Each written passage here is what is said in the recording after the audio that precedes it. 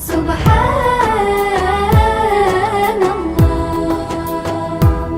Subhan. Assalamualaikum warahmatullahi wabarakatuh. Alhamdulillah. Salatu wassalamu ala Rasulillah Muhammad ibn Abdullah wa ala alihi wa sahbihi wa mawala. Subhanaka la ilma lana illa ma 'allamtana innaka antal alimul hakim. Allahumma inna nas'aluka ilman nafi'a wa amalan mutaqabbala wa rizqan wasi'a. Allahumma faqqihna fid din wa 'allimna ta'wil waj'alna minas solihin. Nawaina at-ta'lim wa ta'allum kama nawaw ulama'una salafus salih. Wali'la'i kalimatillah walitafaqquhi fid din qala al-musannif rahimahullahu ta'ala wa nafa'ana bihi wa bi'ulumihi wa amaddana bi asrarihi fid dharain amin. Wa ila hadratin nabiyil mustafa Muhammadin sallallahu alaihi wasallam wa ala alihi wa ashabihi wa azwajihi wa dhurriyyatihi wa ahli baitihi wa jami'il anbiya wal mursalin wasyuhada was salihin wal ulama'i wal musannifin wal muallifin wa jami'il malaikatil muqarrabin wa jami'il awliya'i tis'ah alladzina balaghud dina fi Indonesia wa ila walidina walidikum wa muallimina wa muallimikum wa khususan ila muallifi hadzal kitab al-Imam Hujjatul Islam al-Imam Al-Ghazali rahimahullah bisirril Fatihah. A'udzu billahi minasyaitonir rajim. Bismillahirrahmanirrahim. Alhamdulillahirabbil alamin. Arrahmanirrahim. Maliki yaumiddin. Iyyaka na'budu wa iyyaka nasta'in. Ihdinas siratal mustaqim. Siratal ladzina an'amta 'alaihim ghairil maghdubi 'alaihim waladdallin. Amin. Baik, kita masuk di fasal baru ya. Ini fasalnya agak berat sedikit ya. Jadi harus pelan-pelan. Saya tadi mikir memilih bahasa yang paling mudah dicerna sama kalian. Semoga nanti mudah dipahami. Kalau kemarin kan kita bahas bagaimana cara mengenal diri sendiri ya, bahwa di antara yang perlu kita kenali bahwa kita itu terdiri dari 4 komponen karakter ya. Ada karakter kehewanan, karakter binatang buas, karakter setan, dan karakter malaikat. Nah, itu semuanya kita atur porsinya dan jadikan kendaraan. 4 karakter itu jadikan kendaraan untuk menuju surga. Ya. 4 karakter itu tidak usah dibunuh, tidak usah diberangus, tapi jadikan dia kendaraan. Karakter hewan, karakter binatang buas, karakter setan yang ada di kita itu jadikan kendaraan menuju Allah gitu ya. Tidak bisa memang dihapus itu. Baik, kita masuk di fasal baru. Idza syi'ta, jika kamu pengen ya, jika kamu mau, anta arifa nafsaka, untuk mengenal dirimu, fa'lam maka ketahuilah, annaka min syai'aini, bahwa kamu ini terdiri dari 2 unsur. Kalau kemarin ada 4 komponen karakter ya yang ada pada manusia. Nah sekarang katanya Imam Ghazali, kamu ini terdiri dari 2 unsur ya.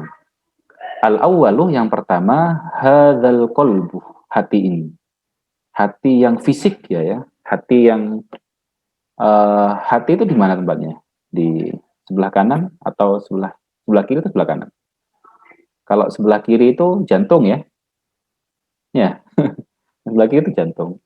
Yang kanan itu yang liver itu yang ada yang bilang hati. Itu membahas itu aja rumit nanti itu. Bahas hati, jantung, hati kecil, hati nurani, banyak itu.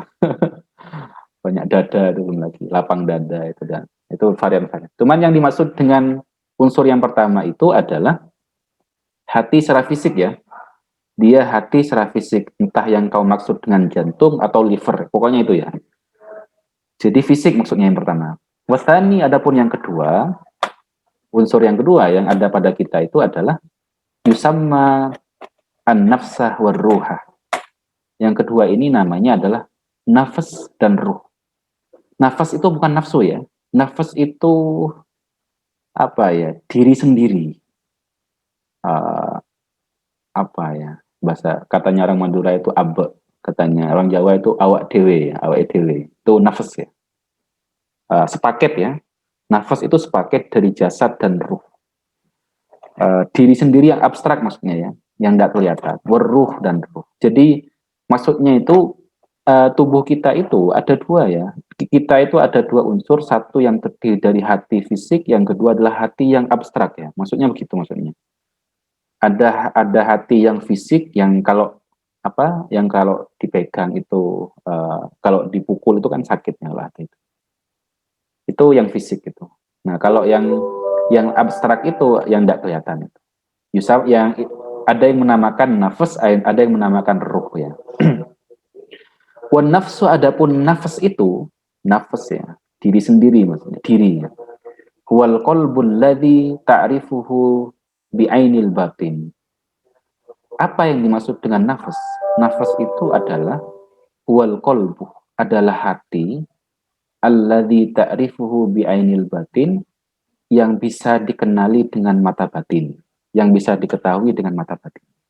Jadi, nah yang dimaksud dengan nafas itu adalah hati yang hanya bisa dilihat secara mata batin, bukan secara fisik ya. Contohnya ya, ya yang dimaksud dengan ini adalah yang yaitu adalah hati yang kalau disakiti itu sakit, yang kalau dikecewakan dia sakit. Itu ekspresi dari hati. Kecewa, kemudian marah, itu adalah ekspresi dari hati yang tidak kelihatan.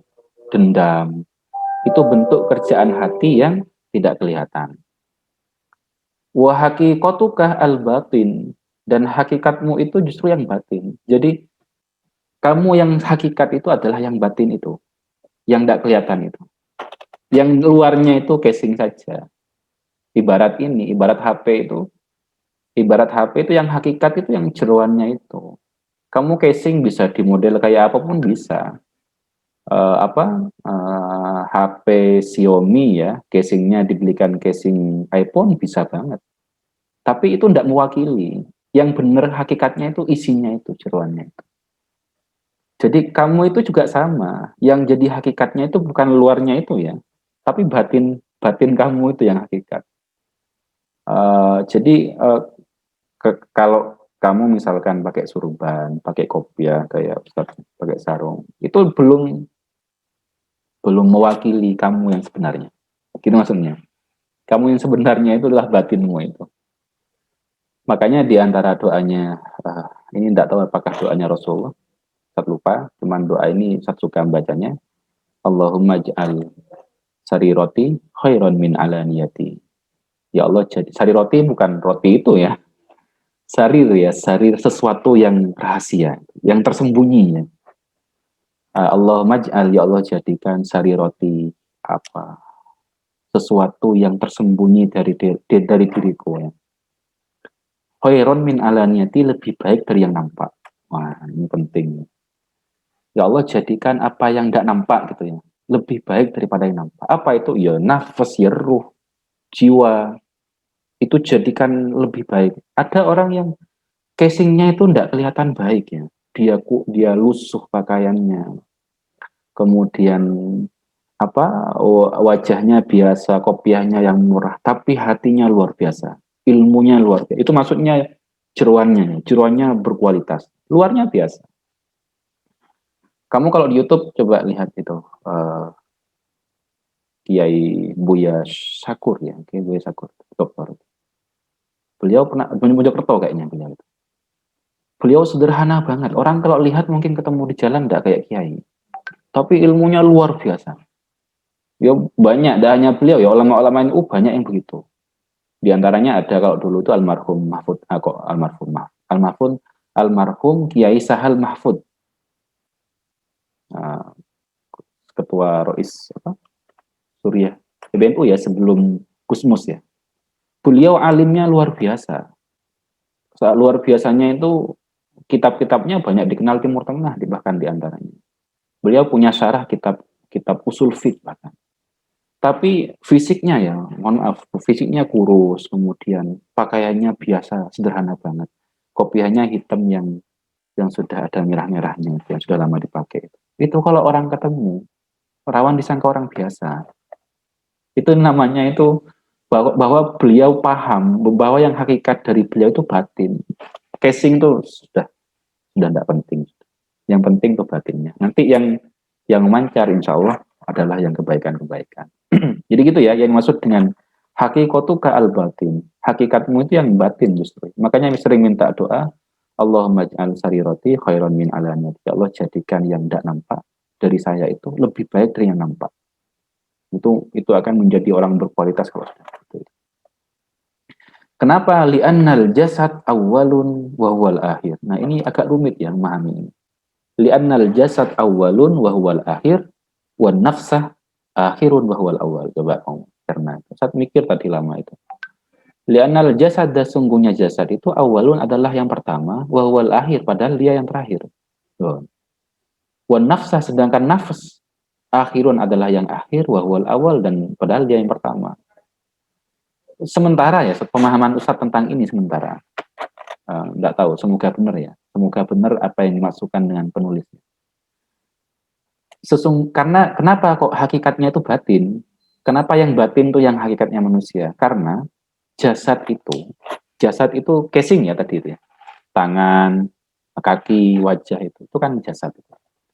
Itu awalun yang pertama. Yang pertama itu nampak soalnya. Dia yang pertama itu kan nampak kan. Dan orang lebih care dengan ini biasanya. Orang lebih mendahulukan ini biasanya. Betapa banyak orang yang menghabiskan uang miliaran untuk merawat wajah. Artis-artis itu kan. Betapa banyak orang yang menghabiskan uang jutaan untuk memperindah jasad ya. Dia beli celana yang bermerek, dia beli sarung yang BHS ya, yang jutaan itu. Saya punya sarung BHS itu, meskipun pengen. Kemudian apalagi pakaian, baju, sepatu yang mahal. Itu hanya untuk jasad. Dia itu orang menganggap dia yang pertama justru. Padahal wahwal akhir, dia terakhir-terakhir saja ngurusi. Maksudnya begitu ya mungkin ya. Dari kalimatnya Imam Ghazali itu. Jasad itu banyak orang salah sangka dijadikan yang pertama, padahal wahwal akhir, padahal dia itu yang terakhir, belakangan saja ngurus fisik casing itu belakangan saja. Sebaliknya wan nafsa, sedangkan nafas itu ya hati, ya ruh gitu ya. Akhirun wahwal awal, akhir itu yang terakhir, yang di dalam ya, dia kan sembunyi di dalam jasad, di belakang berarti kan.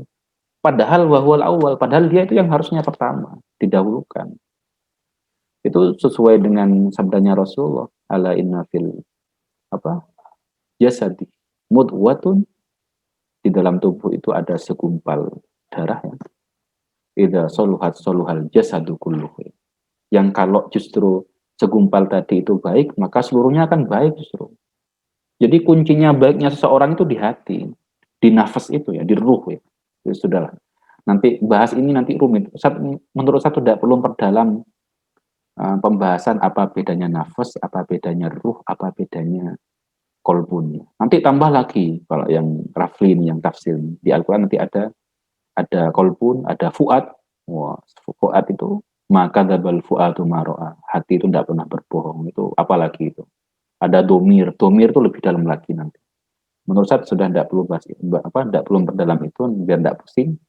Yang paling penting ini bedanya cuma dua ya.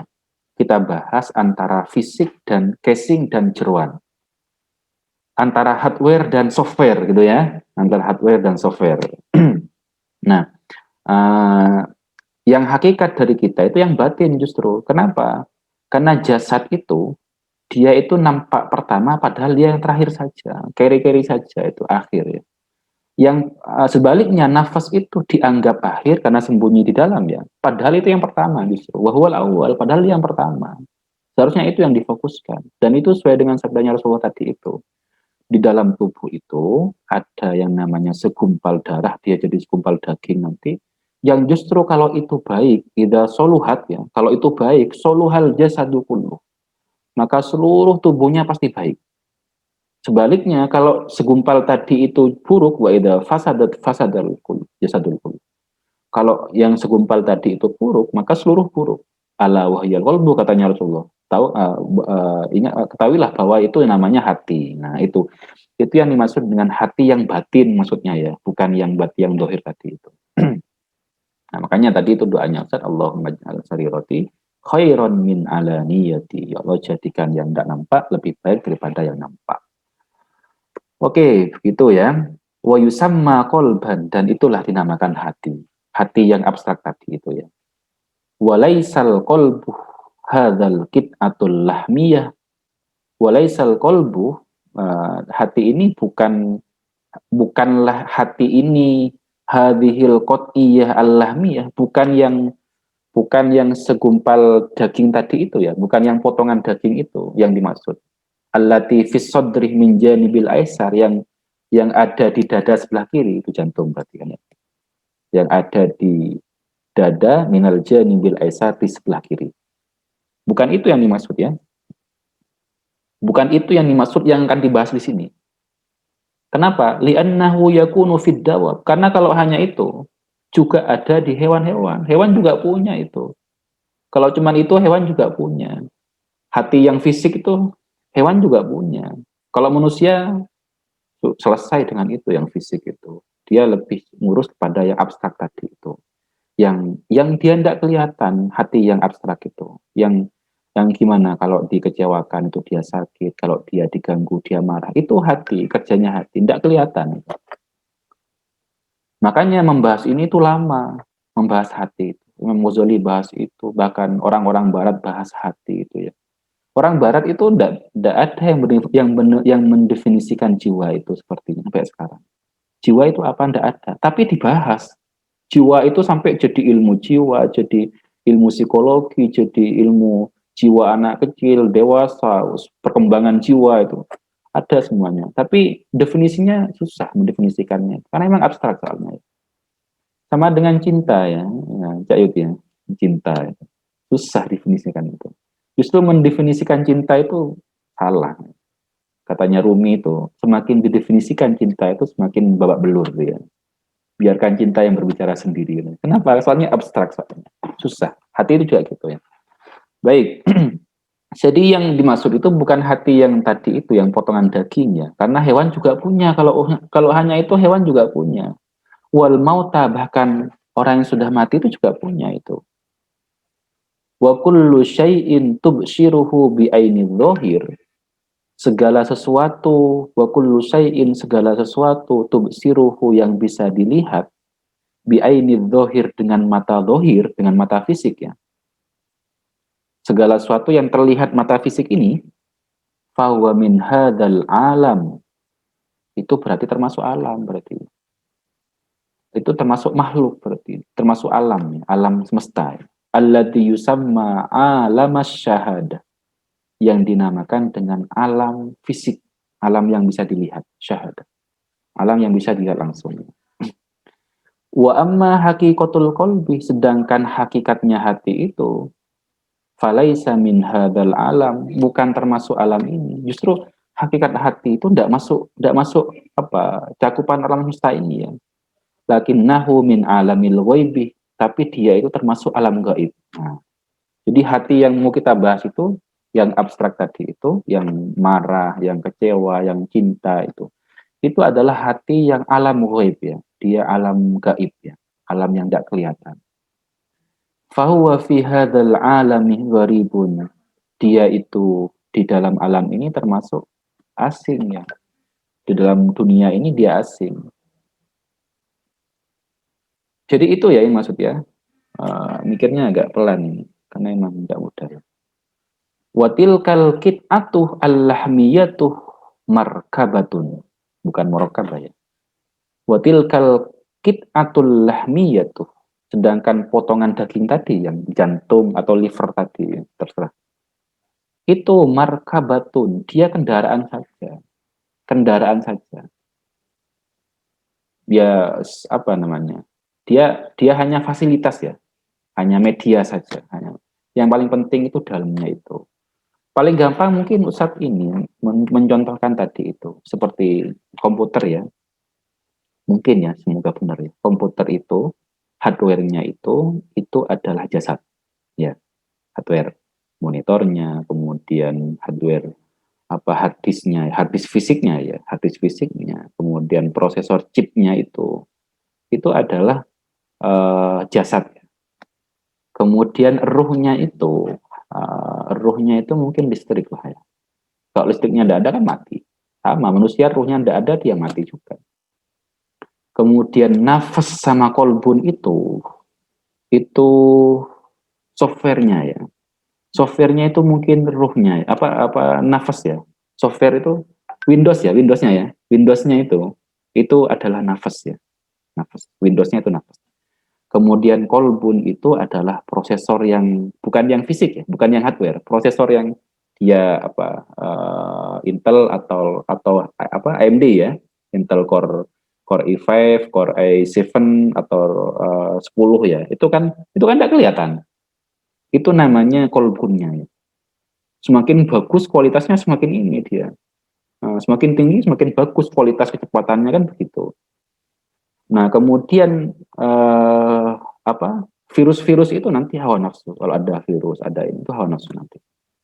Kemudian memori itu mungkin dada ya, sodrun, dada. Kan ada istilahnya lapang dada. Lapang dada itu dia kalau punya banyak masalah dia mudah maafkan. Meskipun banyak sampah yang masuk, dia tetap tetap tidak rumit. Komputer tetap jalan nyantai gitu. Kenapa? Karena RAM-nya dia lega ya. RAM-nya sekian apa giga itu. Mungkin begitu ya perumpamaan sederhananya mungkin. Pembagian antara itu, antara jasad, ruh dan lain-lain. Nah, yang kita pikirkan itu adalah hati yang abstrak tadi itu, yang apa, yang tadi prosesornya itu ya. Gimana biar kita itu punya prosesor yang luar biasa tadi. Dan kalau sudah punya, gimana ngerawatnya biar tetap bagus kualitasnya, biar tidak kemasukan virus dan lain-lain. Tentunya yang diinstal yang baik-baik nanti install software yang baik-baik, install apa antivirus, install apa lagi cleaner itu ya, kan ada pembersih ini itu juga diinstal. Dan harus rutin ngecek ngecek apa komputer itu, sama hati kita harus rutin dicek juga. Kalau tidak pernah dicek itu, kita tidak akan tahu apakah kualitas komputer kita sedang baik atau tidak. Saya punya apa cleaner apa itu tiap minggu berkala saya cek itu. Apakah dalam kondisi prima komputernya, sama hati kalian juga sama, harus sering dicek, harus sering dilihat, bahkan file-filenya pun sama, harus di manage dengan baik ya, sama dengan otak dan pikiran apa dan hati kalian itu harus di mana yang sudah tidak layak disimpan tuh hapus, delete ya Cak Yud ya, mantan-mantan tuh delete Cak Yud, buang, jangan hanya di del saja, shift del ya. Sama dengan hati itu gitu juga. Yang sudah tidak layak menempati itu shift del ya. Jangan del saja, del ada di resell bin nanti. Kamu bisa kembalikan lagi, bisa di restore. Shift del atau bahkan kalau perlu diformat ulang. Hard disk itu diformat ulang sampai kamu benar-benar clean. Hati itu juga gitu. File itu juga gitu ya, file itu ditata dengan baik. Pengalaman Ustadz itu ya. Ustadz itu kalau ke kamar, kan kitab-kitabnya tersusun rapi itu sama buku-buku itu. Itu kalau sudah lama tidak dirapikan, semrawut ya kondisinya itu sumpek pikiran. Pikiran tuh sumpek, bahkan mau ngerjakan, mau nulis tuh tidak semangat. Nah kayak backgroundnya Rafli itu kan bagus itu. Backgroundnya Rafli itu enak. Saat kalau duduk di situ terus terus itu background asli ya Rafli ya. Iya, tapi punya kakak saya. Punya Masya kakak Allah. saya. Itu Punya, Ustadz seneng itu sama background kayak gitu itu. Apa dia rapi. Itu mood mood belajarnya bagus. Biasanya saya jadi mood boosternya Ustadz kalau belajar baca itu semangat. Beda kalau berantakan ya. Saat lama ada ngerapikan kamar tuh berantakan. Itu pikiran sumpah.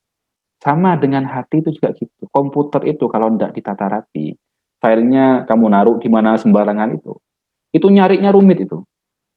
Pikiran juga gitu dan hati juga gitu. Kalau nggak ditata, nggak dimanage dengan baik itu, nanti sering pikiran sering sumpek ya. Kenapa? Karena nggak termanage dengan baik hatinya. Makanya A. Hakim itu punya ini MK ya, manajemen kolbu itu. Ini kerjanya. Manajemen kolbu itu memanage hati biar terus lebih baik. Oke, lanjut ya. Jadi potongan daging tadi itu adalah markabatun. Dia kendaraan saja. Kamu jadikan kendaraan. Jangan kebalik ya. Jangan sampai kalian yang jadi kendaraan. Nafsu itu bagian dari kendaraan itu. Nafsu itu seperti kuda liar. Kalau kamu bisa mengendalikan, maka kamu bisa memanfaatkan kuda itu untuk sampai ke tempat tujuan kamu. Sama, nafsu itu juga gitu. Nafsu itu liar banget nafsu. Tidak bisa dibunuh, justru tidak boleh dibunuh. Tidak dibunuh nanti nggak makan-makan kita itu, tidak nikah-nikah juga. Kenapa? Nafsu itu nafsu makan, nafsu tidur, nafsu itu pakai untuk kendaraan menuju surga, menuju Allah. Jangan kebalik, jangan sampai kita dikendarai, habis kita. Kalau kita dikendari kuda kan kebayang ya. Ya mati ya iya nanti gitu. Nah, gitu ya. Jadi markabatun. Wa kullu a'dha'il jasad dan seluruh anggota tubuh ya, tangan, mata, kaki itu asakiru tentaranya. Jadi tubuh ini hanya tentaranya. Kaki, tangan, mulut, hidung itu tentaranya saja. Wahwal malik sedangkan dia itu rajanya. Hati tadi, hati yang abstrak itu rajanya ya. Makanya tadi itu katanya Rasulullah itu, kalau hatinya baik, kalau segumpal tadi baik, itu seluruh tubuhnya ikut baik. Kenapa? Tubuh itu hanya bergerak sesuai dengan komando raja ini. Raja yang hati tadi itu. Nah, hatinya sumpek marah sudah, tangannya itu bisa kemana-mana. Hatinya gelap itu sudah, mulutnya bisa ngomong macam-macam, itu misuh-misuh iya nanti. Kenapa? Karena apa? Karena anggota tubuh itu hanya tentara, sedangkan hati itu adalah rajanya. Wa ma'rifatullahi wa musyahadati jamalil hadrati sifatuhu ya. Mengenal Allah kemudian menyaksikan keindahan Allah itu sifatuhu adalah sifat-sifatnya hati tadi itu. Ciri-cirinya hati yang besar tadi itu ya. Jadi yang hanya bisa mengenal Allah kemudian melihat keindahan Allah itu hati yang itu tadi. Makanya bersihkan hati itu biar bisa melihat ya. Makanya ada ulama yang memaknakan ayat la yamassuhu ilal mutahharun itu tidak bisa menyentuh Al-Qur'an itu kecuali orang-orang yang suci itu tidak hanya ada yang memaknakan wudhu ya. Bukan hanya kamu harus wudhu, itu fisik saja itu. Kamu punya wudhu, oke lah bisa nyentuh Al-Qur'an secara fisik. Tapi yang bisa menyentuh makna Al-Qur'an yang sebenarnya, kandungan Al-Qur'an yang sebenarnya hanya orang yang hatinya bersih, mutahharunnya. Jadi kalau kita ngaji, kok enggak lembut-lembut hati kita itu ya. Kok biasa-biasa aja. Jangan hati kita itu kotor. Makanya la yamassuhu illal mutahharun. Tidak akan bisa menyentuh Al-Qur'an itu secara batin, secara makna, faedah, kecuali orang yang hatinya bersih. Ulama dulu itu kalau ngaji nangis-nangis ya. Bahkan ada banyak ulama itu kalau ngaji pingsan. Baca ayat-ayat tentang siksaan itu pingsan mereka. Yang terkenal itu kalau tidak salah putranya Fudail bin Iyad ya. Fudail bin Iyad itu punya putra yang kalau nyampe di ayat-ayat adab itu beliau tuh pingsan dan nangis dan pingsan ya. Makanya kalau beliau jadi imam terus di belakangnya ada putranya jadi makmum itu, beliau milih ayat-ayat yang tidak menjelaskan tentang adab. Kenapa? Khawatir putranya pingsan. Suatu hari pernah itu beliau ngimami, tidak sadar kalau ada putranya di belakang. Beliau baca ayat tentang siksaan, tentang adab, ya, tentang neraka. Putranya di belakang langsung pingsan. Digotong ya, pulang itu. Ibunya, istrinya Fudail bin itu marah-marah. Kamu mau membunuh putramu ya, biduannya. Sampai tidak ngerti kalau di belakang ada putranya. Hanya dikasih minum siuman air. Suatu hari lagi, pernah lagi, tidak sadar di belakang ada putranya. Yang kedua ini akhirnya meninggal. Pingsan dan tidak sadar dan tidak ini lagi. Saking ininya ya, saking tadi itu, beliau menghayati banget dengan Al-Quran itu tadi. Makanya dijuluki beliau ini Qatilul Quran, orang yang terbunuh karena Al-Quran. Karena beliau menghayati, nangis, jatuh, pingsan, dan tidak bangkit lagi. Kita kan biasa aja ya, biasa aja kalau ngaji itu. Sampai ayat-ayat ya biasa-biasa aja bahkan. Kenapa tidak paham kandungannya Al-Quran? Imannya belum bagus. Kenapa? Karena tadi itu tidak ini. Nah, hati itu harus wa ma'rifatullahnya itu tidak dapat ya. Kemudian musyahadah jamal al-hadroh itu tidak ada juga. Padahal itu ciri-cirinya hati sebenarnya. Wat taklifu alaihi wal khitabu ma'ahu. Wat taklif itu yang dibebani ya. Yang diperintahkan itu hati sebenarnya. Yang dibebani wajib, haram, taklif itu wajib, haram, mubah itu hati sebenarnya. Wal khitabu ma'ahu dan yang diperintahkan itu khitabnya Allah itu juga hati itu. Walahu thawab wa alaihil iqab dan hati itu yang diganjar dan dikasih pahala atau disiksa itu hati sebenarnya. Yang nafas tadi itu ya, nafas sama ruh tadi, hati yang abstrak itu. Wasa'ada wasako dan makanya ini begini nanti ya. Nanti di surga itu atau di neraka itu yang disiksa itu jasad atau ruh? Apa? Dua-duanya ya, jasad sama ruh. Ya, tidak ruh saja, jasad sama ruh itu dua-duanya. Dan sebenarnya yang sakit itu ruhnya itu sebenarnya, ruh yang nafas tadi itu. Nah, coba ada orang mati gitu, terus di apa? Dimutilasi dan di apa? Di orang sudah mati misalkan ya, di apa? Ditusuk jarum. Nah, ini tidak sakit, kenapa? Ruhnya tidak ada. Jadi yang sakit itu sebenarnya hati itu ya, hati yang abstrak tadi, ruh sama nafas. Kamu kalau misalkan dicaci maki misalnya, yang sakit itu apa? Bukan fisiknya, hatinya yang sakit itu. Itu membuktikan bahwa yang nanti di apa, yang diganjar itu adalah itu. Wasa'ada wasako talhaqonihi, dan kebahagiaan dan kesengsaraan itu justru hati itu juga. Fisik itu casing saja. Makanya kalau kamu mau pengen bahagia, fokus membahagiakan hati saja. Luarnya itu tidak usah terlalu ini, ya boleh lah, perlu juga ya. Kenapa? Karena niatnya juga harus baik. Misalkan saya boleh boleh menghias fisik, boleh, karena Rasulullah bersabda innallaha jamilun yuhibbul jamal. Allah itu maha indah dan menyukai keindahan. Yo niatnya begitu. Saya niatnya pakai baju yang rapi. Kenapa? Untuk menyenangkan orang, biar enak dilihat, biar good looking, misalkan di antaranya. Nggak aneh-aneh niatnya. Boleh saja. Tapi yang paling urgent adalah batin. Kenapa? Karena batin itu hakikat kita soalnya. Jadi kalau mau menghias, hiasi itu aja. Masalahnya tidak kelihatan ya, jadi susah memang kalau tidak kelihatan itu. Kemudian warruhul hayawani, apa fi kulli syai'in tabi'ahu wa ma'ahu. Sedangkan ruh hewan ini dia mengikuti ya, ruh yang bersifat hayawan itu dalam segala sesuatu dia mengikuti dan bersama. Saat ini tidak terlalu paham yang ini. Kita lewati dulu. Wa ma'rifatu haqiqatihi, kita selesaikan ya sampai akhir ya. Wa ma'rifatu haqiqatihi, dan mengenal hakikat nafas tadi itu ya, batin tadi itu. Mengenal hakikat batin atau hati yang abstrak tadi itu. Wa ma'rifatu sifati, dan mengenal sifat-sifatnya. Miftahu ma'rifatillah, adalah kunci mengenal Allah. Nah, sekarang didetailkan ya. Kalau di awal kan ma'rifatun nafsi, miftahu ma'rifatullah, mengenal diri itu adalah kunci mengenal Allah. Sekarang didetailkan, mengenal hakikat kita itu, hakikat kita yang tadi itu ya, yang berupa dari nafas, ruh, dan batin atau kolbun yang abstrak itu. Kemudian mengenal ciri-cirinya adalah termasuk kunci mengenal Allah. Maksudnya begini, ada orang yang pemarah itu, dia tidak sadar kalau dia pemarah. Berarti dia tidak kenal dengan dirinya.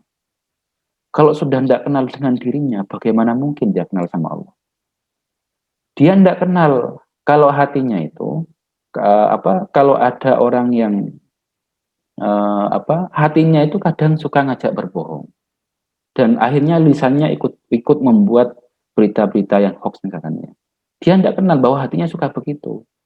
Maka bagaimana mungkin dia akan kenal pada Allah kalau dia sendiri tidak kenal sama sifat-sifat hatinya. Maka yang harus kenal lebih dulu itu, kenali sifat hati kita itu kayak apa sebenarnya. Ada terkait 4 elemen kemarin itu ya, bagaimana unsur setannya, bagaimana unsur hewannya, bagaimana unsur malaikatnya, dominan yang mana di saya itu. Nanti kalau sudah kenal itu, mudah nanti akan menjadi pintu awal mengenal Allah nanti. Subhanahu wa ta'ala ya. Fa'alaika, maka wajib kepadamu bil mujahadah, dengan bersungguh-sungguh, hatta ta'rifahu, sampai kamu kenal. Pastikan kamu kenal sama diri kamu itu tadi. Kenapa? Li'annahu jauharun aziz. Karena yang tadi itu ya, batin itu adalah jauharun aziz. Adalah inti yang sangat agung ya. Min jinsi jauharil malaika, termasuk dari jenis jauharnya malaikat, intinya malaikat. Itu termasuk dari jenisnya itu ya. Wa aslu ma'danihi minal hadratil ilahiyah, dan asalnya ya, asal ininya ya, modalnya itu dari hadroh ilahi, dari apa ya definisinya itu, dari, jadi dia spiritual banget hati itu ya.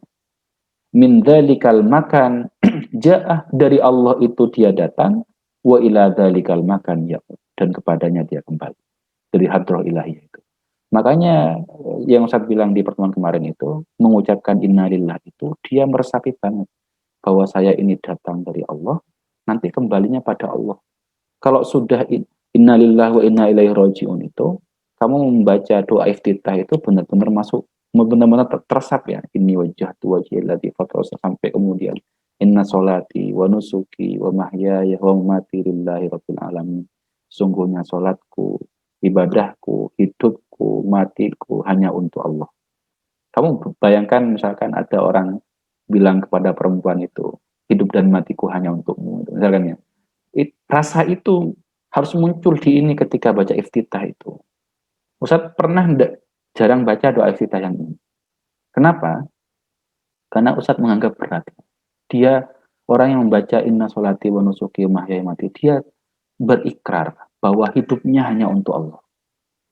Padahal kita sehari-hari masih ada main gamenya, masih ada jalan-jalannya. Kamu berdusta kan gitu.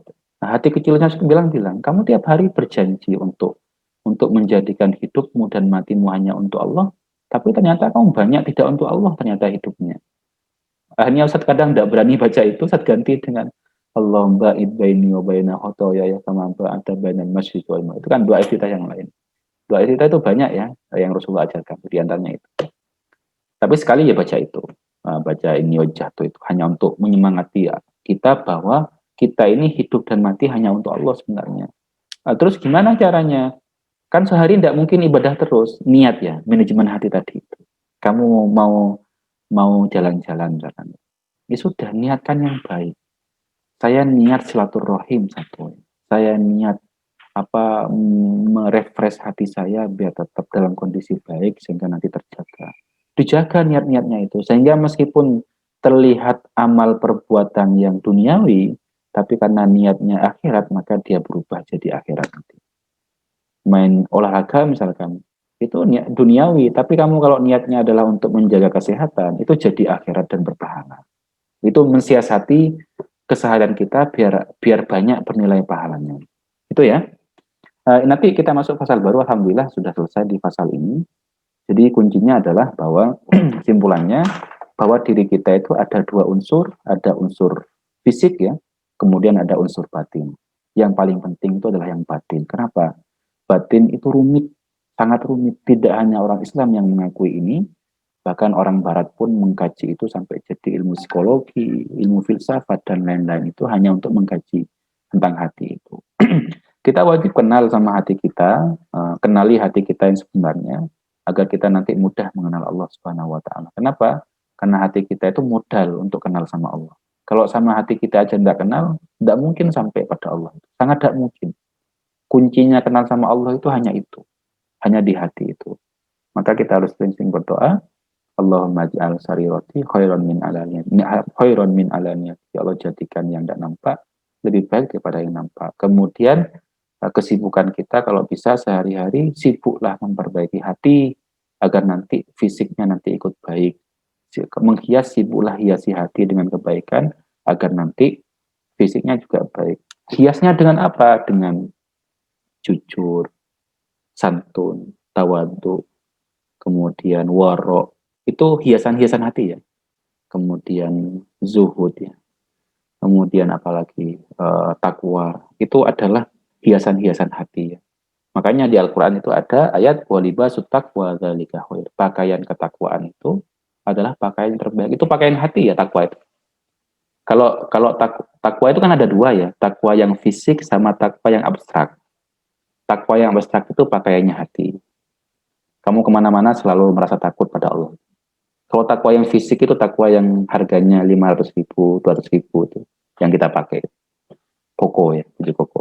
Itu kan takwa secara fisik. Itu pakaiannya fisik. Oke, begitu ya. Alhamdulillah ini sudah hampir 30 menit lebih. Begitu. Yuk silakan kalau ada yang mau bertanya.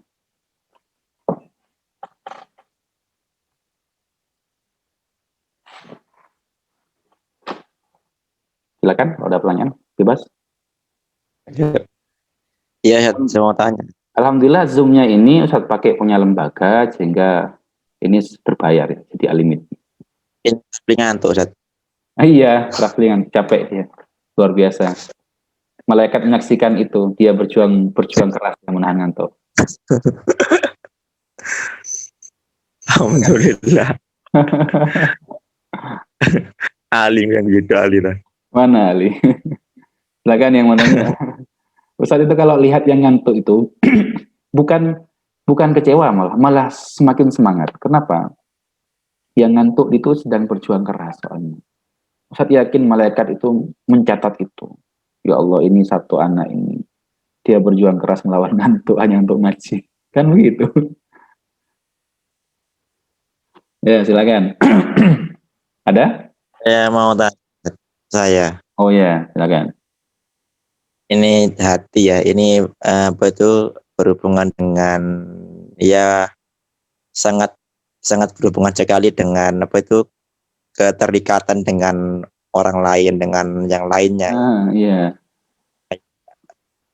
Kelekatan dengan unsur yang lain. Contohnya saya dengan Fardi, saya dengan Siva. Ini kalau dulu itu ilmu apa itu? Ilmu batin, Yeah. telepati.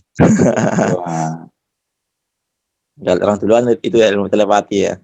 Nggak ada telepon, bisa nyambung sendiri dari Madura sampai sampai Porong dia nyambung. Terus saya tanyakan itu gini, saya dan teman-teman itu biasanya ada saling berbagi cerita. Saya punya guru itu gini, nggak pernah marah-marahin saya, nggak pernah gini, tapi sangat disegani oleh orang lain. Banyak teman-teman saya yang curhat saya, curhat teman-teman dari yang ngajar itu di pondok itu, guru saya itu gini, tapi nggak pernah marah, nggak pernah apa itu mukul muridnya, tapi yang lainnya itu nganut sama dianya itu. Saya bingung jawabnya. Mungkin dia punya amalan yang lain, mungkin amalan kalau malam mungkin sholat mungkin itu kan berhubungan dengan hati ya. Hati kan kolbu itu apabila dia baik maka baik semua, dan yang di sekitarnya pun juga ikut baik. Ikut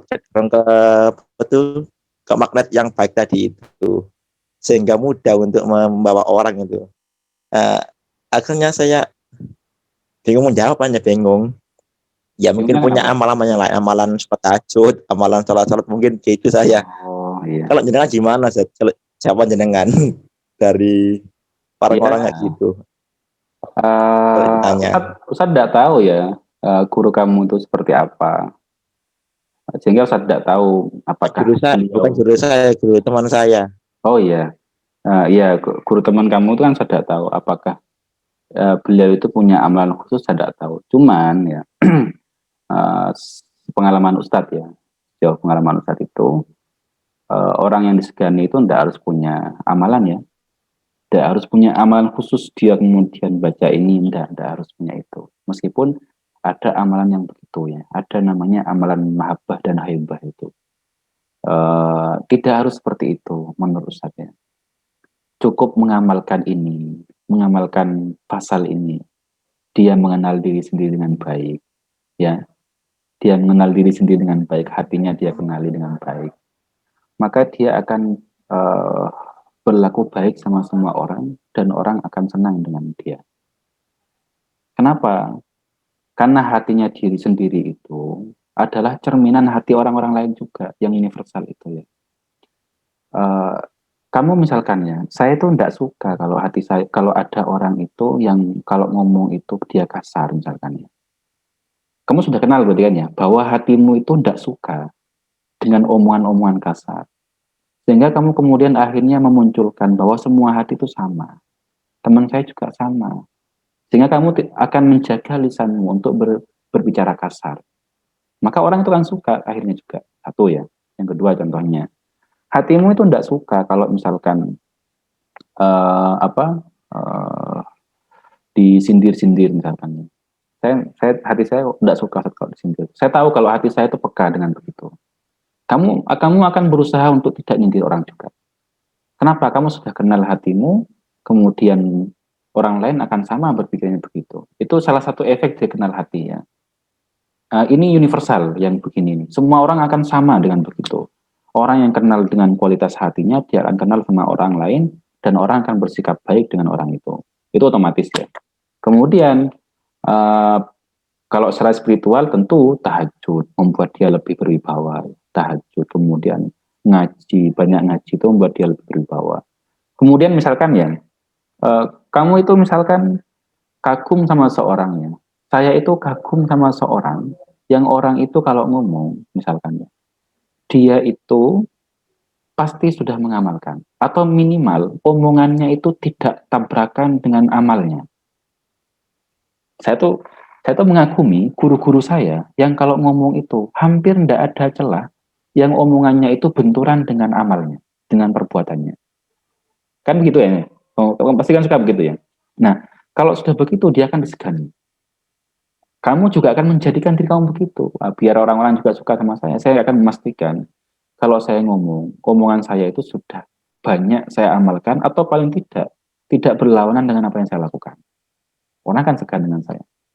Di antara itu ya, itu hanya efek dari kenal sama hati kita ya. Sebaliknya, orang kalau sama hatinya tidak kenal, sama orang dia akan ngawur sikap dan akan dibenci banyak orang. Gitu ya, Cayut ya. Terlepas dari amalan-amalan khusus ya, bisa jadi punya, dan amalan tuh ada, amalan ada itu.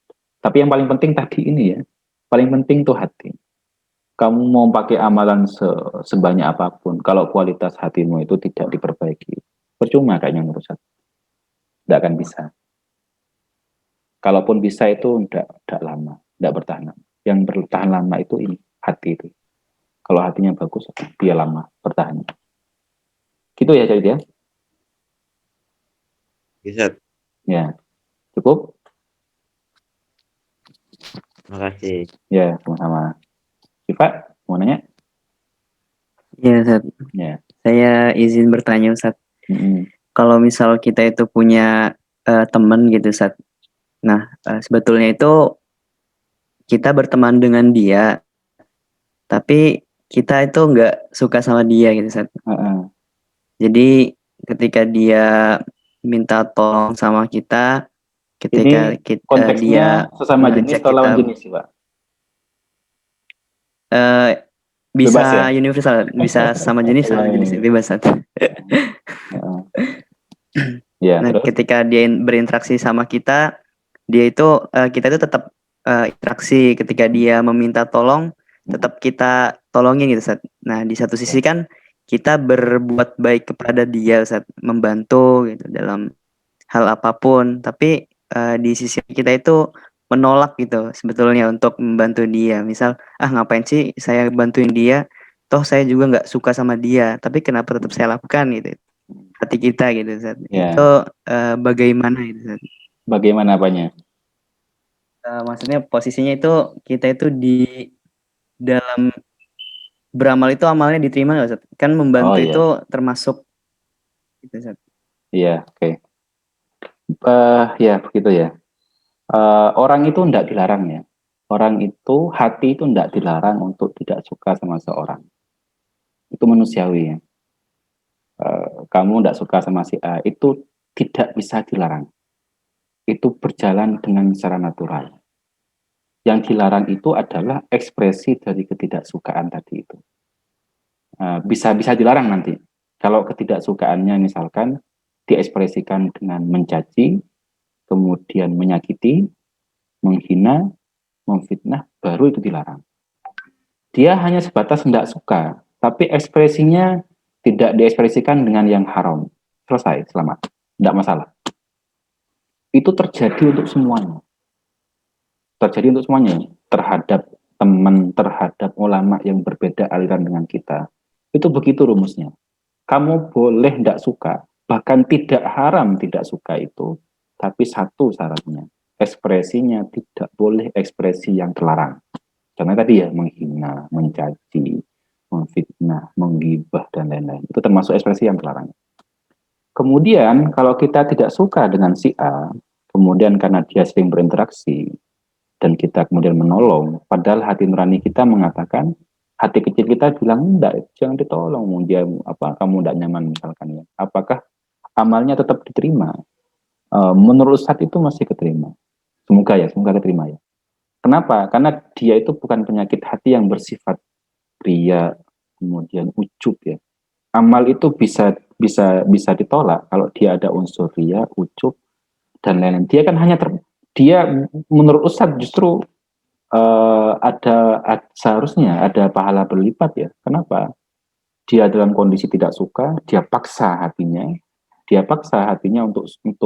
untuk tetap berbuat baik pada orang yang dia tidak suka. Itu pekerjaan berat loh ya. Berbuat baik kepada orang yang tidak disuka itu pekerjaan berat.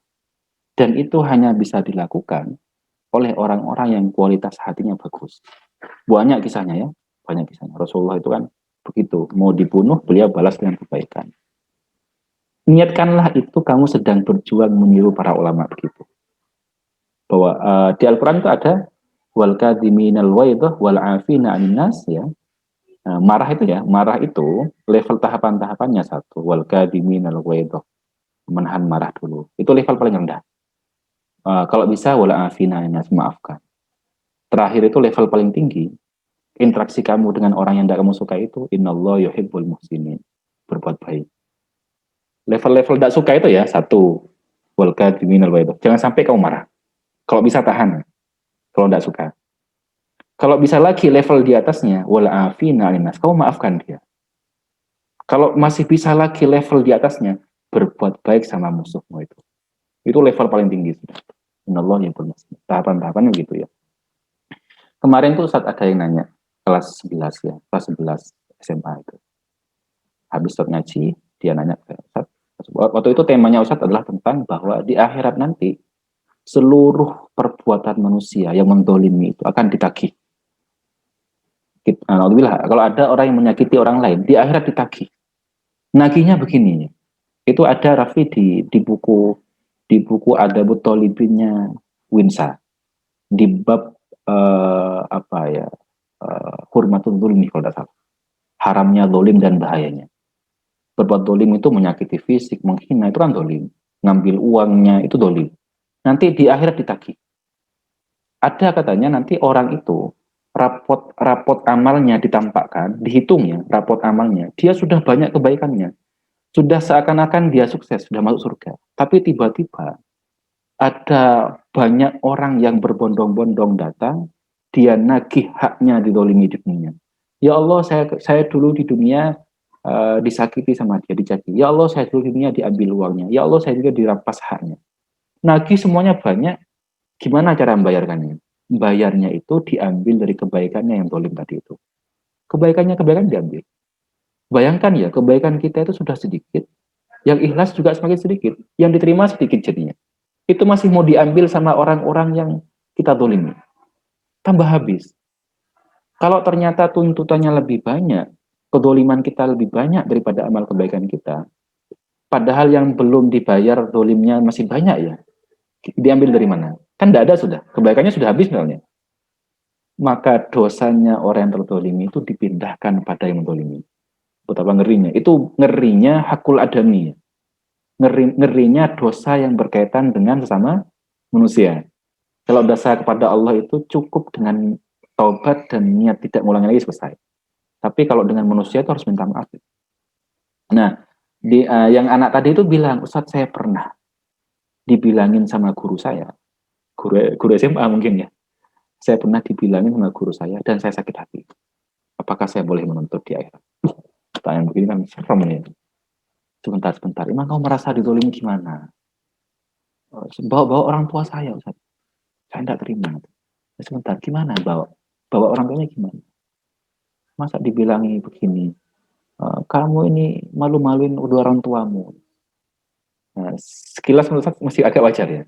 Kalau dia memang bersalah, emang Ustaz khawatir kamu bersalah emangnya. Enggak usah, saya cuma terlambat sholat aja. Saya terlambat ke masjid saja. Langsung dibilangin, nah, kamu ini malu-maluin orang tuamu. Terus mau kamu gimana? Kata ya gimana caranya Ustaz? Apakah saya masih bisa nuntut? Ya gini saya bilang. Kamu itu boleh. Kalau kamu mau niru anak jalanan, boleh kamu balas. nuntut di dunia dan di akhirat boleh.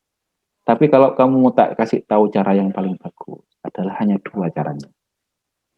Satu, meluapkan tadi itu ya, rasa sakit hatinya dengan cara yang terbaik. Kamu bilang, Ustadz, ngapunten, saya kemarin tersinggung dengan bilangnya begitu. Saya khawatir nanti kalau banyak siswa yang dibilangin begitu, nanti banyak tersinggung.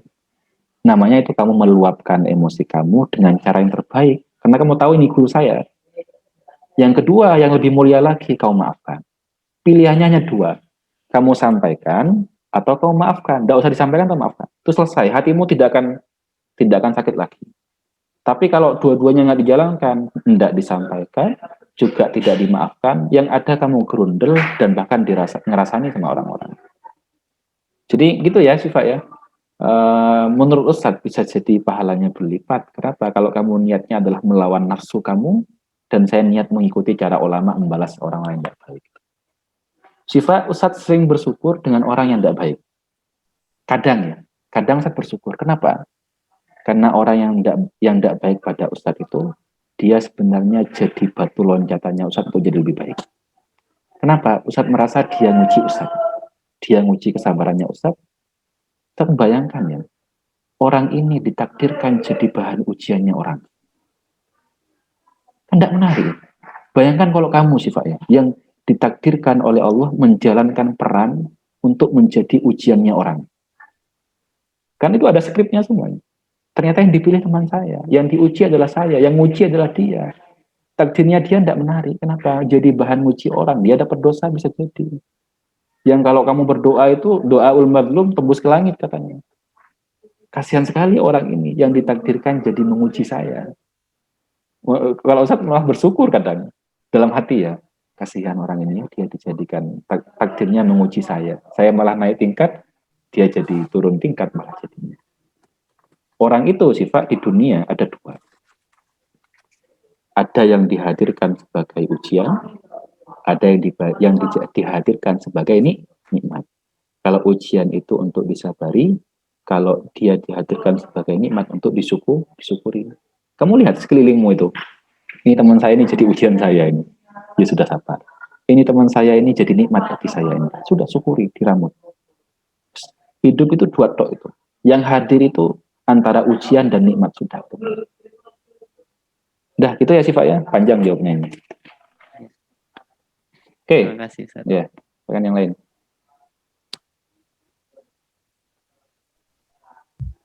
Saya mau nanya, Ustaz. Ya, Rafli. Ini sebelumnya unlimited kan, Ustaz? Iya, alhamdulillah unlimited sekarang.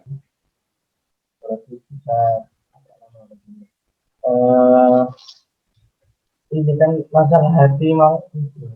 Gak kerungu Gus. Kurang dekat mungkin. Nah, ya. Halo, dengan Ya, sudah. Cukup. masalah hati ini kan sangat rumit. Ya. Mungkin teori, banyak teori, tapi prakteknya itu sangat Susah. Mungkin kan banyak yang ungkapan itu memaksud kolbu ila wa anam takolab, sehingga mudah berpindah-pindah dari benar ke batil, kembali benar lagi ke batil, sehingga menimbulkan ragam ilmu untuk menyelesaikan hati ini, dari tasawuf dan lain sebagainya. Kalau kita melihat ke literatur klasik itu kan contohnya ekstrim misalnya untuk melawan hati, melawan nafsu itu contohnya kayak gini. Misalnya Ibrahim bin Adam itu kan dulunya di kerajaan, kemudian untuk melawan hatinya, untuk biar hatinya baik, dia meninggalkan semua itu. Inti kan kalau misalnya dijadikan ibroh kan juga sulit kalau buat kita. Masa kita harus meninggalkan kuliah, terus meninggalkan apa untuk uzlah, kemudian nanti dimarahi ibu dosa keluarga nanti kan. Pertanyaannya, apa sih standar dasar buat awam-awam ini untuk membuat hati ini semakin baik? Tentu kan yang Ibrahim bin Adam itu khas, maksudnya memang orang khusus. Untuk kalangan awam itu apa? Standar dasar agar hati kita itu baik. Itu saja. Ya, Rafli mohon maaf ya, Ustadz sebenarnya tadi suaranya ini apa agak samar-samar. Eh, yang Ustadz pahami dari terakhir itu gimana caranya memperbaiki hati untuk orang kalangan awam ya. Ya, Rafli ya, untuk orang awam ya. Iya, agak ini soalnya samar-samar ya. Kalau benar begitu, jadi begini, memang karena tadi itu ya, karena hati itu adalah inti ya. Karena hati itu adalah inti, jauhar ya. Ya memang susah ya, tidak mudah memang. Tapi bukan berarti tidak bisa, sangat bisa. Susah iya susah.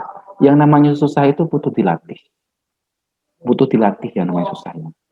Sama kalau kamu misalkan tadi itu ya, ini kuda liar, saya tidak bisa mengendarai kuda liar ini. Susah ini, kamu sudah ngelihatnya saja dia sudah loncat-loncat ke karuannya. Di otak kamu, saya tidak mungkin bisa mengendalikan kuda ini. Kenapa? Kamu belum nyoba soalnya. Nyoba sekali dipental jatuh sakit, ya. Tidak apa-apa. Coba lagi sakit patah, tidak apa-apa. Yang paling gampang contohnya ya. Kamu pernah lihat enggak orang pertunjukan itu sampai tubuhnya lentur itu ya. Kayak perempuan-perempuan yang dia kakinya kemudian sampai ke itu kan tidak masuk akal. Menurut logika kamu itu tidak mungkin dilakukan manusia. Sampai kaki itu ada di atas itu tidak mungkin. Yang membuat dia mungkin apa? Dilatih dan dibiasakan. Sama, mengondisikan hati itu juga tidak mudah. Yang paling bisa adalah mengondisikan dan dilatih.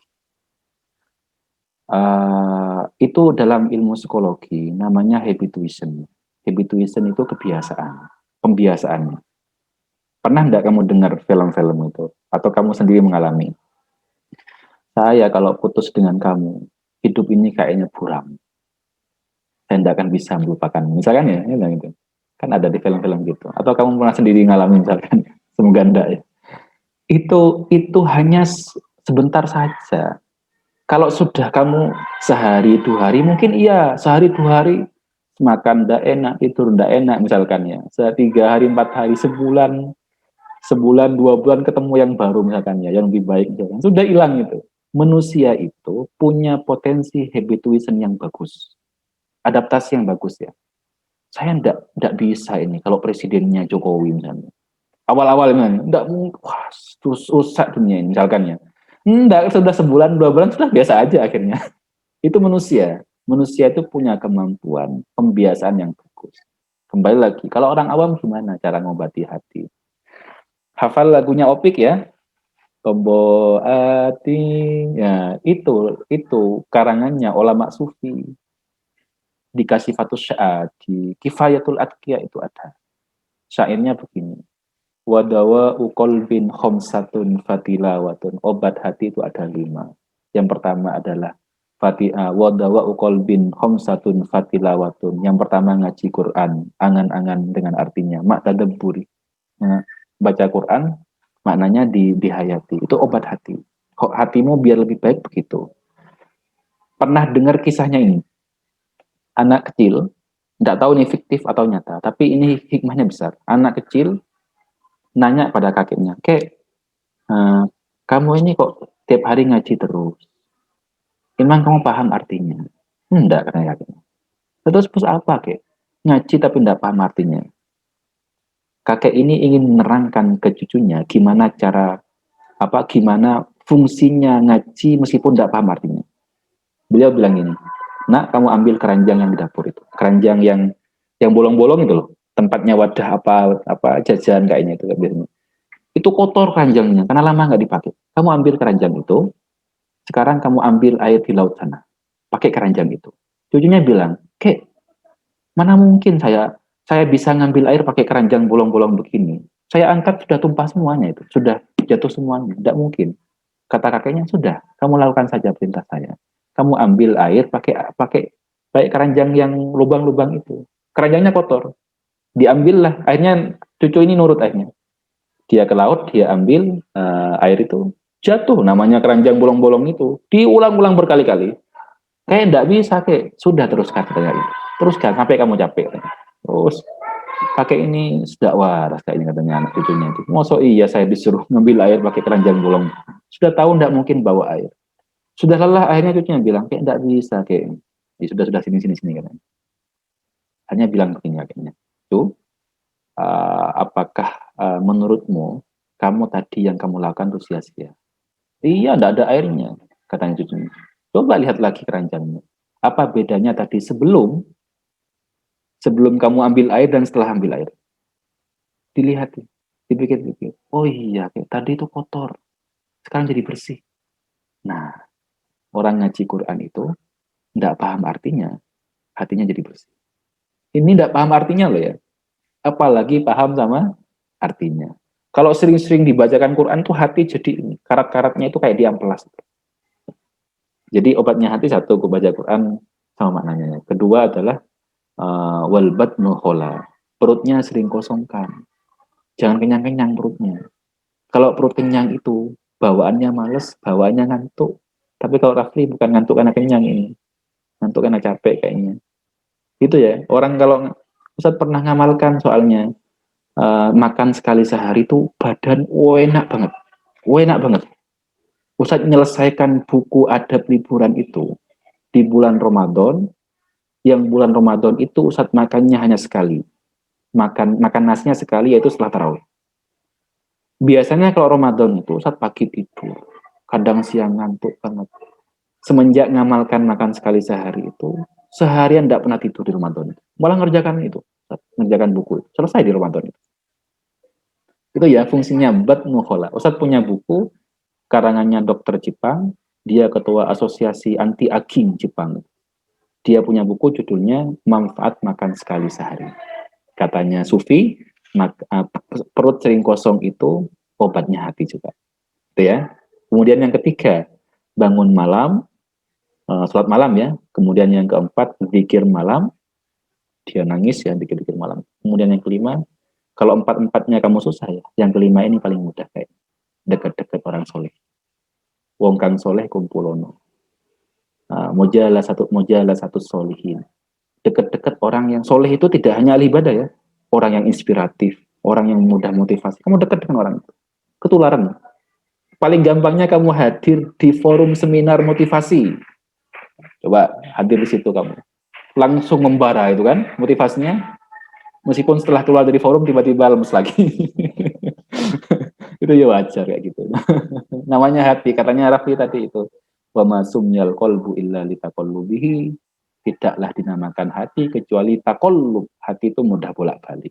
Makanya doanya adalah ya muqallibal qulub, wahai yang membolak-balikkan hati, sabit qalbi ala dinik, tetapkan hatiku dalam agamamu, wa ala ta'atik, dan di atas ketaatan kepadamu.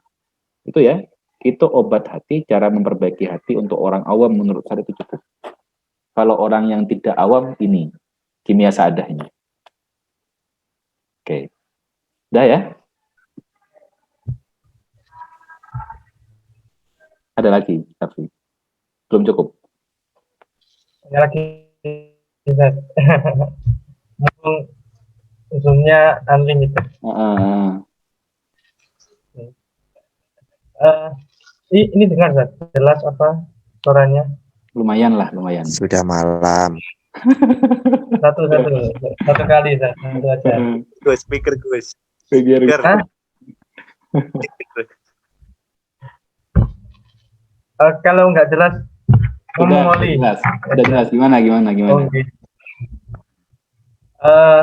Ini saya kan banyak ada hadis yang nggak tahu ya, apakah matanya benar. Saya kan bermakna atakabur ma'al mutakabirin sodako. Nggak tahu itu hadisnya teksnya gitu atau enggak, kurang tahu. Tapi kan intinya sombong terhadap orang yang sombong itu sodako.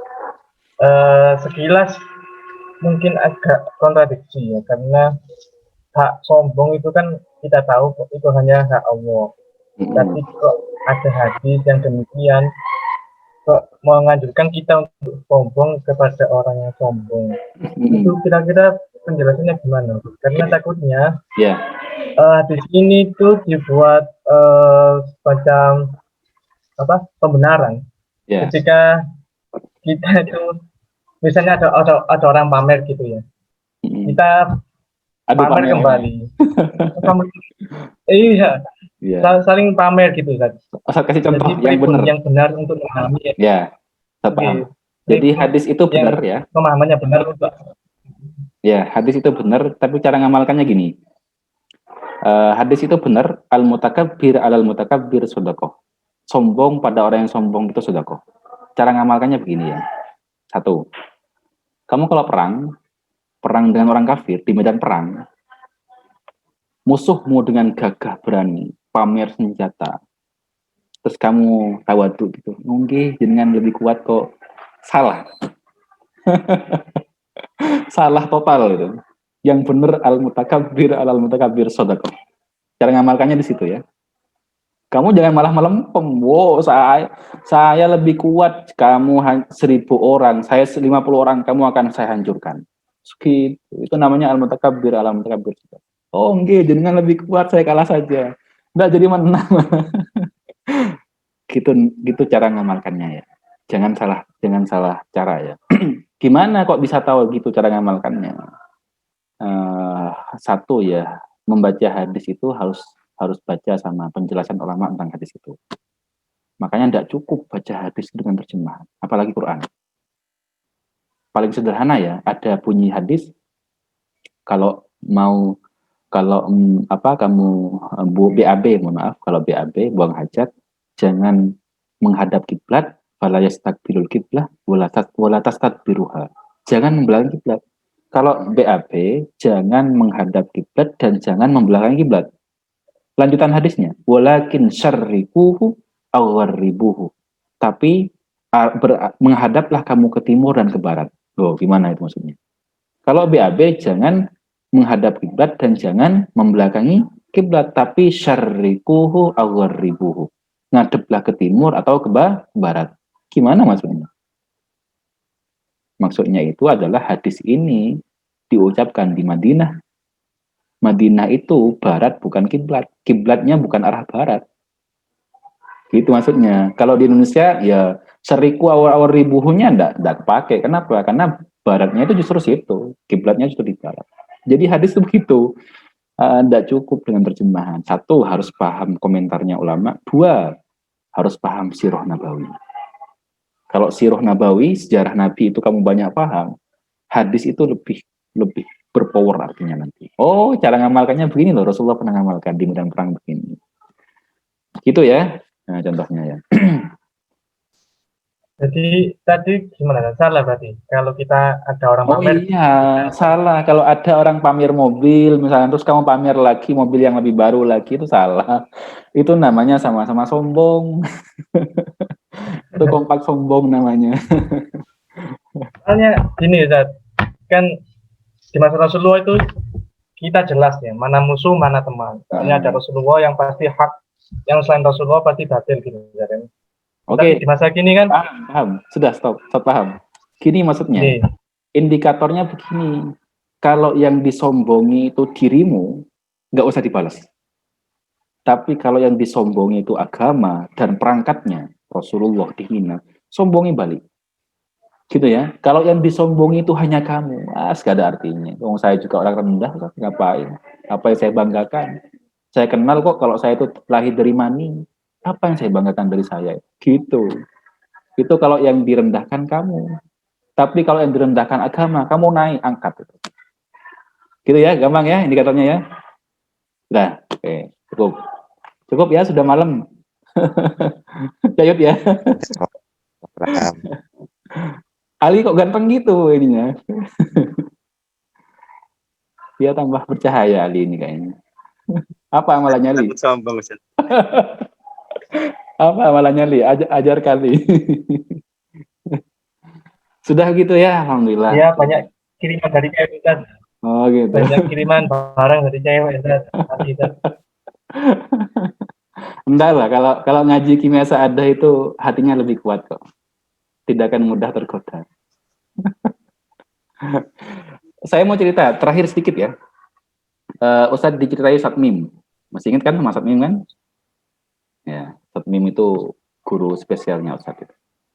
Beliau cerita begini, suatu hari putranya yang namanya Nadif yang sekolah di Brawijaya itu cerita ke Ustadz Mim. Dia sudah semester berapa? 5 kayaknya. Pak, saya punya teman cewek cantik luar biasa. Saya suka. Wis gini. Gimana kok bisa sampai cerita ke Ustadz Mim gitu? Saking dekatnya berarti ya. Ustadz Mim dan putranya dekat banget berarti. Sampai hal yang sensitif gitu cerita ke bapaknya. Tapi Ustadz Mim juga kaget ya, ini anakku gimana nih kok mulai suka sama perempuan. Mau ngelepas hadis-hadis yang serem-serem kan juga tidak baik ya. Nanti anaknya tidak jadi curhat lagi. Oh, jangan pacaran haram gitu. Tidak juga. Pak Win tuh bilang begini. Oh ya, cantik apakah ceweknya? Cantik banget. Wah, cantik banget. Hanya bapaknya bilang begini, Pak Win. Biasa aja. Kamu itu nanti akan ketemu perempuan yang jauh lebih cantik lagi. Hidup ini akan berjalan terus. Kamu di semester 5 nanti ketemu dengan orang lain, ada lagi yang lebih cantik lagi. Jadi biasa aja, dengan kecantikan orang itu biasa aja. Nanti kalau kamu lanjut kuliah ke Turki, kamu ketemu yang lebih cantik lagi. Kamu jangan kagetan ketemu sama orang itu. Biasa aja. Lihat ya, nasihatnya Ustadz Mim yang Ustadz yang alim ya, tidak keluar hadis-hadis yang serem. Tapi diajak berpikir begitu ya, bahwa biasa aja. Nanti kamu akan ketemu kamu akan melewati hal-hal itu nanti dan akan banyak bertemu dengan orang dengan barang baru, keluaran terbaru, produk baru. Sama dengan HP gitu. Sama dengan HP kan gitu ya. Jangan buru-buru beli. Kan. Oh, saya beli ini sudah habis banyak biaya, tiba-tiba bulan berikutnya keluar lagi HP yang baru, yang jauh lebih bagus dan lebih murah ternyata. Wah, tuh rugi saja buru-buru. Gitu ya Ali ya, sabar ya. Ali sabar ya. Nah ini. Terima kasih Ali. Oke, sudah gitu. Mindset. Terima kasih ya sudah berkumpul malam ini. Kita berdoa semoga pertemuan ini berkah. Semoga pertemuan ini membawa rahmat untuk kita semuanya. Semoga yang hadir di majelis ini dimudahkan urusannya, dikabulkan impian-impiannya, dan yang masih orang tuanya ada, semoga orang tuanya dipanjangkan umurnya, sehat, rezekinya dilancarkan, kemudian dibahagiakan karena kita, kemudian yang sudah meninggal semoga dosa-dosanya diampuni, kuburannya dilapangkan dan dijadikan ahli surga. Dan kita berdoa pada Allah semoga dengan barokahnya ngaji Kimia Sa'adah, barokahnya Ilmu Ghazali, kita dikumpulkan di surganya Allah bersama kita semuanya, bersama orang tua kita semuanya. Ala hadiniyah wa ala kulli niyatin sholihah wa ila hadratin Nabi Mustafa Muhammad sallallahu alaihi wasallam. Bisiril Fatihah. A'udzu billahi minasyaitonir rajim. Bismillahirrahmanirrahim. Alhamdulillahirabbil alamin arrahmanirrahim maliki yaumiddin. Iyyaka na'budu wa iyyaka nasta'in. Ihdinas siratal mustaqim. Siratal ladzina an'amta 'alaihim ghairil maghdubi 'alaihim waladdallin. Amin. Bismillahirrahmanirrahim. Alhamdulillahirabbil alamin. Allahumma salli wa sallim ala sayyidina Muhammadin tibbil qulub wa dawaiha wa afiyatil abdan wa shifaiha wa nuril absar wa diyaiha wa quwwatil arwah wa hidayaiha wa ala alihi wa sahbihi wa sallim. Ya muqallibal qulub tsabbit qulubana ala dinika wa ala ta'atika. Ya muqallibal qulub tsabbit qulubana ala dinika wa ala ta'atika. Ya muqallibal qulub tsabbit qulubana ala dinika wa ala ta'atika. Allahumma ij'al sariratana khairan min alaniyatina.